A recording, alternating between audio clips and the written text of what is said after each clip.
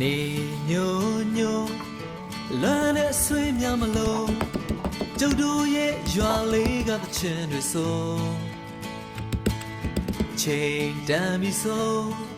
စပါးကင်များမဲဆိုအိမ်ပြန်ချိန်ဆိုစနီးကြောလေးကကြိုနေညိုညိုလမ်းနဲ့ဆွေးများမလို့ကျုပ်တို့ရဲ့ရွာလေးကသချင်းတွေဆိုချိန်တန်ပြီဆိုစပါးကင်များမဲဆိုအိမ်ပြန်ချိန်ဆိုစနီးကြောလေးကကြိုကျုပ်တို့ရဲ့ရွာလေးနေကြတဲ့ရွာလေး